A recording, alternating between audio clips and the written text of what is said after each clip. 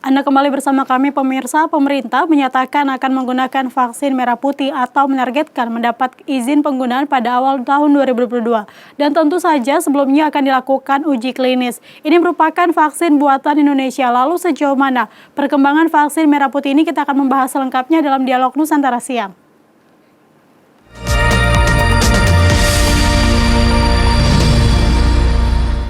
Dan sudah bergabung bersama kita melalui sambungan Zoom, Dr. Pandu Riono, epidemiolog dari Universitas Indonesia. Selamat siang, Pak Pandu. Selamat siang, Mbak Lydia. Apa kabar? Baik, Pak. Bapak apa kabar, Pak? Terima kasih sudah bergabung bersama kita di Nusantara TV, Pak. Iya, sama-sama. Baik, Pak Pandu, terkait dengan vaksin merah putih ini, sejauh ini vaksin merah putih produksi Indonesia tengah dalam pengembangan. Selain itu, Indonesia juga kan sudah mulai proses vaksinasi menggunakan produk dari luar, seperti ada Sinovac dan juga AstraZeneca, seperti itu, Pak. Yang menjadi pertanyaan adalah apakah ada perbedaan bahan dasar suatu vaksin untuk mengatasi penyakit yang sama, dalam hal ini COVID-19, Pak? Iya, ada banyak teknologi yang dikembangkan ya, tapi prinsipnya sama, adalah harus bisa diberikan cepat, massal, dan bisa membangkitkan fungsi imunitas tubuh manusia, baik imunitas humoral ya, dan juga imunitas selular. Karena untuk mengatasi infeksi virus ini, kita butuh keduanya, bukan salah satu. Dan yang dikembangkan oleh teman-teman di konsorsium vaksin merah putih itu suatu vaksin yang menurut saya cukup menjanjikan, karena akan menggunakan virus yang beredar di Indonesia ya, walaupun virusnya sudah berubah, kita tetap menggunakan virus yang beredar di Indonesia. Kemudian kita menggunakan sistem yang juga akan diharapkan akan lebih baik dalam meningkatkan stimulus daripada imunitas kita. Dan yang paling penting adalah ini suatu upaya kita bersama mencoba belajar membuat vaksin supaya kita suatu ketika bisa mandiri dalam pengembangan vaksin, terutama banyak sekali penyakit kita membutuhkan vaksin yang kita harus bisa kembangkan sendiri. Baik, Pak Pandu, pada umumnya untuk uji klinis vaksin dilakukan melalui beberapa tahapan. Nah, kalau untuk vaksin merah putih ini produksi dalam negeri, apakah juga sama perlakuannya nanti akan melalui beberapa tahapan, Pak? Iya, jadi semua vaksin itu harus mempunyai standar pengembangan dan standar penilaian.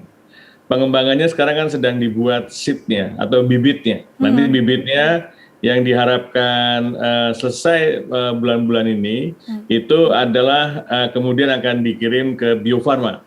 Dan Bio Farma terlibat dalam uji praklinis, yaitu di hewan.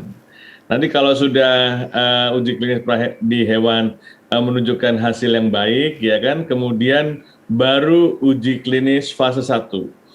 Kemudian fase 2 dan fase 3. Tetapi tidak semudah itu, karena setiap tahapan itu harus mempunyai diteliti dan dievaluasi oleh Badan POM, karena Badan POM yang paling bertanggung jawab untuk mengevaluasi. Baik, Pak Pandu, ini Menteri Riset dan Teknologi dan juga Kepala Bidang Riset dan Inovasi Nasional Bambang Brojonegoro mengatakan vaksin merah putih ditargetkan mendapat izin penggunaan darurat pada November 2022. Sementara menurut juru bicara Kementerian Kesehatan, vaksin merah putih ini sudah bisa digunakan pada awal tahun 2022. Ini mengapa lama, Pak? Ya, karena kita memang mengembangkannya dari dasar. Kita bukan membawa teknologi dari luar. Kalau kita membawa teknologi dari luar kelihatannya cepat, tapi itu bukan karya anak bangsa, ya kan? Yang kalau mengembangkannya dari dasar, semuanya dari tahapan-tahapan itu harus kita penuhi sesuai dengan kaidah ilmiah, maka memang prosesnya cukup panjang.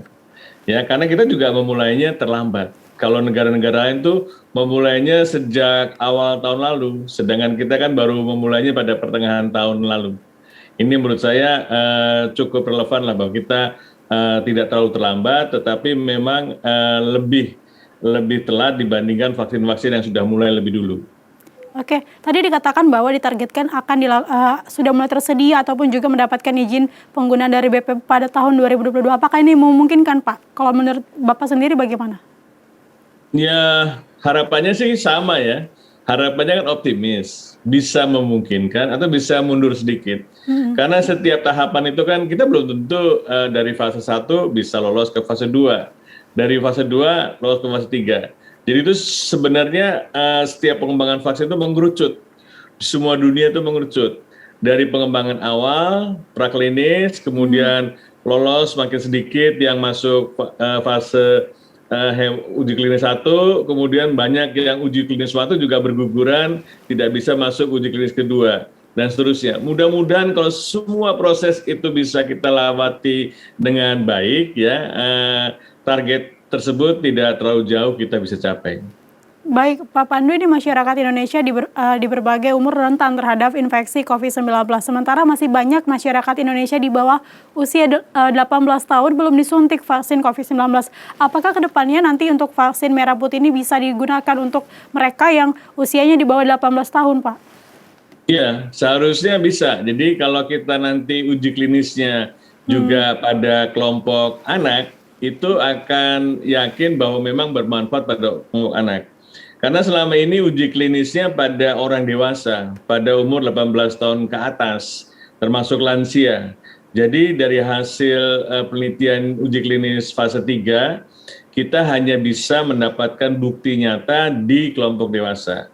Dan sekarang sudah berjalan pada kelompok anak. Mungkin nanti kita akan melakukannya harus pada semua kelompok anak dan juga pada ibu hamil, sehingga kita bisa melihat bahwa vaksin ini bisa dipakai oleh kelompok umur berapapun dan juga pada keadaan hamil atau pada orang dengan komorbiditas, sehingga tentunya tidak ada keraguan bahwa vaksin ini aman, yang penting aman dan bermanfaat. Baik, Pak Pandu, untuk produksi vaksin merah putih ini akan ada berapa, informasinya akan ada berapa institusi yang terlibat, Pak? Yang terlibat banyak ya, yang terlibat tuh konsorsium perguruan tinggi itu banyak sekali yang mau mengembangkan ya. Jadi bukan, tapi semuanya perguruan tinggi ini dikoordinasi oleh lembaga Eijkman, ya kan? Jadi lembaga Eijkman dan kemudian Bio Farma, LIPI, ya kan, juga nanti teman-teman dari perguruan tinggi yang akan juga terlibat dalam uji klinis fase 1 atau fase 2 dan fase 3 nanti. Jadi harapannya sih ini merupakan kegiatan yang bersama, ya kan. Jadi melibatkan semua unsur universitas atau semua unsur akademik atau semua unsur swasta, bahkan kalau ada perusahaan swasta farmasi seperti Kimia Farma, Kalbe Farma maupun yang lainnya bisa juga terlibat, sehingga ini benar-benar jadi milik kita bersama. Baik, Pak Pandu, ini ketersediaan vaksin COVID-19 di dunia atau di pasar internasional saat ini masih terbatas. Lalu apa harapan ke depannya yang ingin dicapai dari pengembangan vaksin merah putih ini yang diproduksi sendiri oleh Indonesia, Pak?